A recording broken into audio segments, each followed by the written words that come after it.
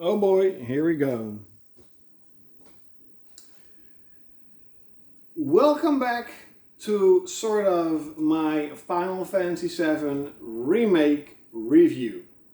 Now, before we go, I want to say two little things. It's number one, this video probably could be pretty long because I probably will talk about a lot of stuff. And the secondly is Final Fantasy VII was my first Japanese game ever. It was one of my first PlayStation games I've ever played, one of the first games I ever loved.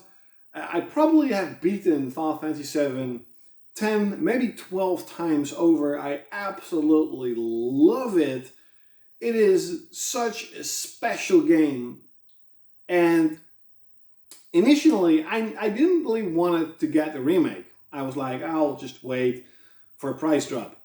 But on Saturday, I went out to groceries, and I live in the main city, so there was also a toy store, and I was like, okay, let's go in, let's check it out. There's no lockdown here. I hope you guys are all fine and safe. And I saw the last copy of Final Fantasy VII Remake sitting there, and I'm like, should I get it or not? I have a pile of games here that I still want to play. I have a pile of games there. I mean, Operation Backlog that I want to play there. I'm like, should I really get another game? Even definitely for $60.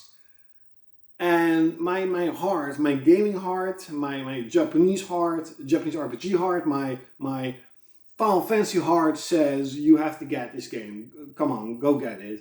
And that's that's before I saw all kinds of reviews that the game was actually really good. I'm like, okay, you know what? I'll just get it. I have a long weekend. It's Easter. I'm going to get it. So I got the game on Saturday and I played it 14 hours straight.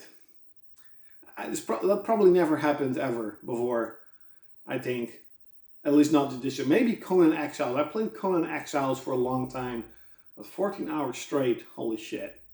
I am now, at the moment, 22 hours into the game. I haven't really played it that much yesterday because I was really tired of playing it Saturday and Saturday night. But I have a pretty good indication of what the game is, what the game has to offer, and how it is compared to Final Fantasy VII. That is basically what I want to talk about. How is it compared to the original? So, first up is its storyline, and look at Final Fantasy VII Remake as it is still in its basic line, A to B, the same storyline you know and love of the original, but they are kind of reimagining it. They are adding stuff to it. If you played the demo, you already know that something happened that did not happen in the original Final Fantasy. Now, in theory, it could have happened, but they never showed it in the original Final Fantasy. And now they have in Final Fantasy VII Remake. But there are other aspects of the storyline in this universe of Final Fantasy VII that definitely did not happen at all in the original game. So you kind of know they are in the second and third part, they are going to try a different direction in the sense of storytelling, but in its basic, it is still the same story of Avalanche trying to save the world. So keep that in mind, that this is not a one-on-one remake. Now, if we talk about gameplay, and I think it's very important, this is the part where when they first shown Final Fantasy VII Remake, it's going to be action-based, but it's going to have some sort of turn-based system in it. I was extremely skeptical. I'm like, oh shit, they're going to fuck it up. Because in my personal opinion, I love turn-based battles, and Final Fantasy VII was one of the best. Especially combining materials. There were so many different materials. It felt like you could create your own character. I absolutely loved it. And then on E3, I think last year, they showed materia still in there. And not only in there, you can actually see it on your weapons. It is so fucking cool. there are still materia. I'm like, yeah, that's really cool. It's a little bit different. It levels up a lot faster, of course, because this is a standalone game, the first part. But it's really cool that it's there, and it's still a lot of materia. There's a lot of different materials you can collect, and there are some materials that you can fight for. I'm not going to spoil so much. This could be a spoiler, by the way. This could be a spoiling video, so keep that in mind. Hopefully not. But its combat is action. I'm playing on classic, and before you say, "Oh my God, you're playing on easy," I only saw classic, and it showed a classic for classical players who love turn-based battles. I'm like, okay, I'm gonna do that. I kind of overread that it's like the easy mode, and I have no idea why. Why did they put this in easy mode? Why not just have an option to play classic and then play normal or hard or whatever? But there are some gamers who say classical mode is kind of the mode I like, but it's extremely easy. It is. The game is very easy, and that's because you're playing easy. But I like the combat.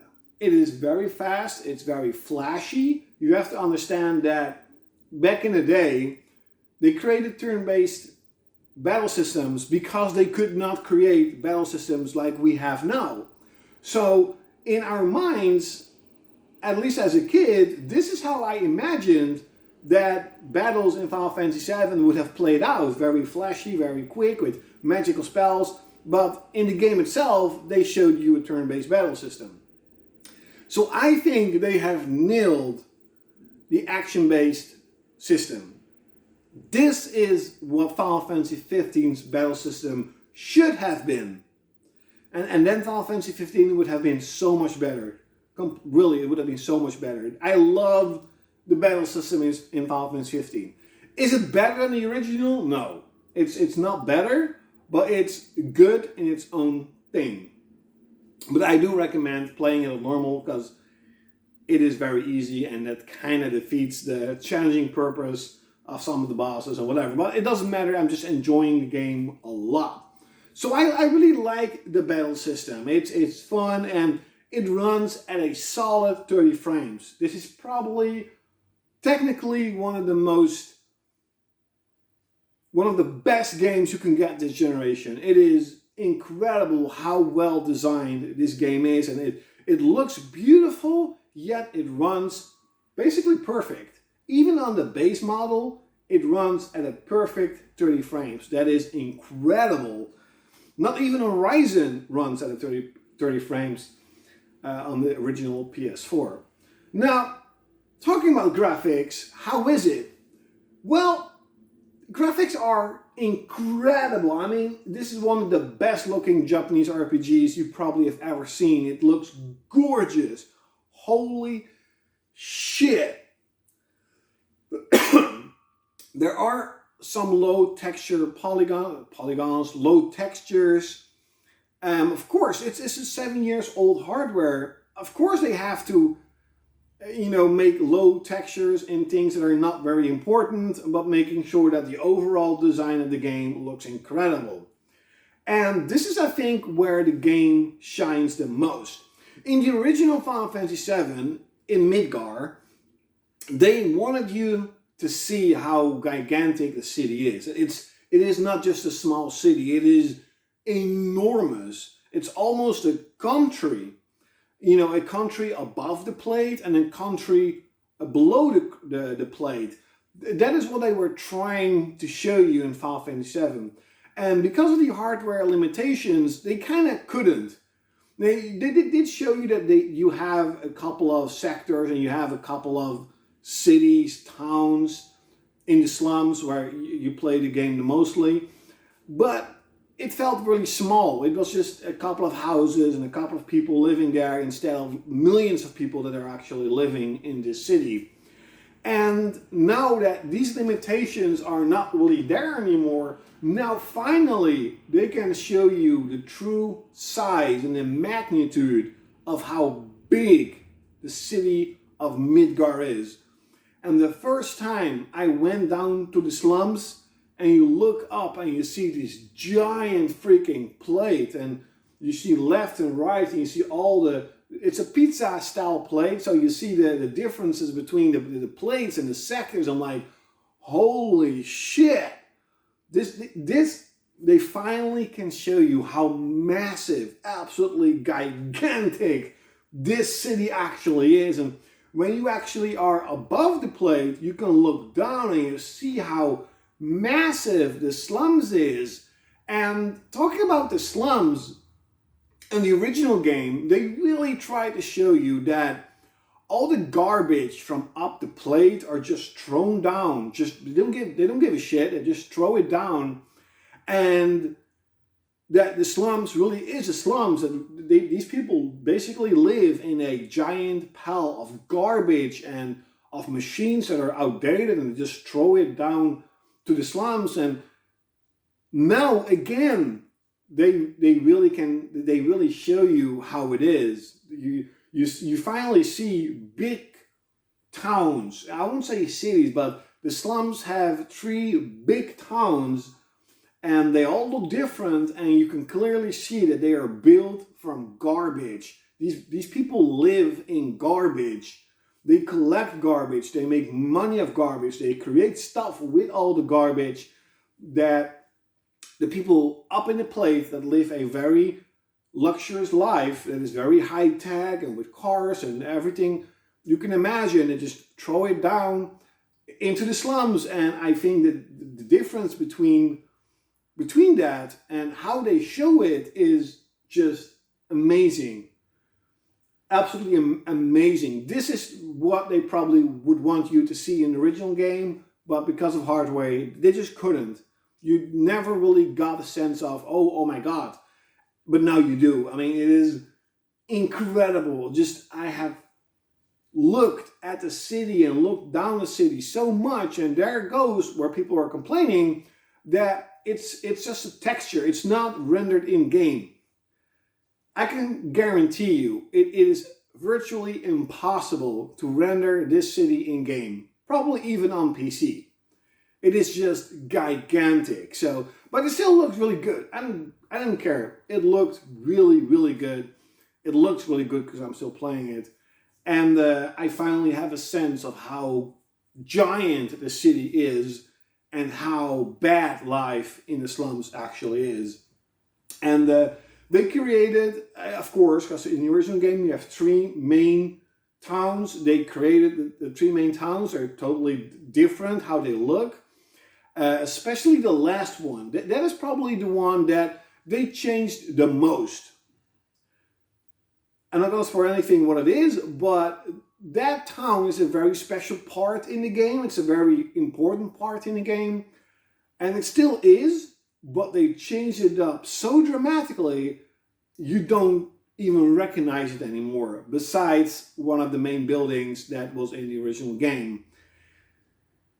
And it's probably my favorite part of the game. The game there truly shines at how beautiful it is, and it's one of the first, it's the only section in the game that I was like, I wish I could actually go there and check it out.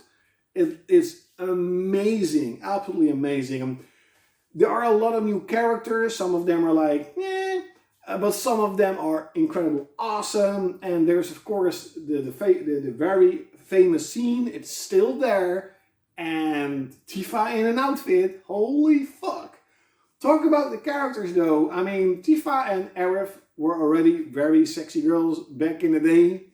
Yes, I had a huge crush on Tifa, of course.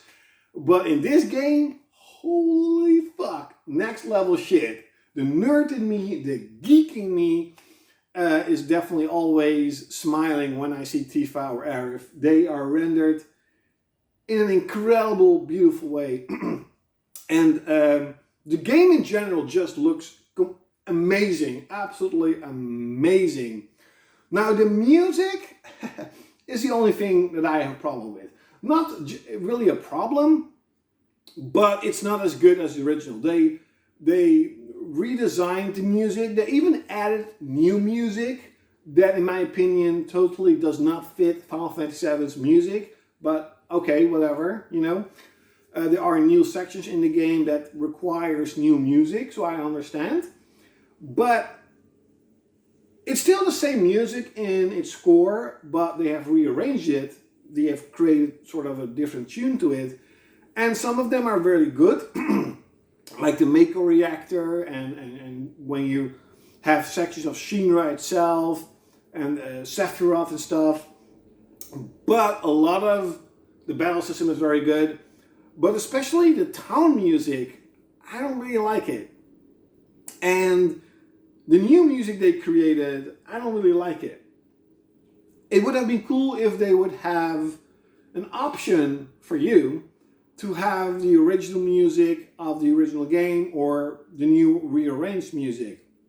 There was an option in Secret of Mana where you can have the new music of the old music, and the old music was far, far better. And that is the same in this game. The old Final Fantasy music, Final Fantasy VII music, is a lot better than the music you have now. But in general, it's not bad music. It's still cool. When you're in the first part of the game, it just feels amazing. When you first see the sequence of the game where you have the original one of the Final Fantasy VII, it's still amazing. But the music is the only thing I'm like, this is downgraded a lot. The original is so much better. So much better. You know, its battle system is different. I like the turn-based more, but it's not a bad battle system. It's actually pretty freaking good. There's a couple of mini games in the game. There are quests you can do in the game. There are not a lot. There's just a couple of quests every town. It's kind of easy to do.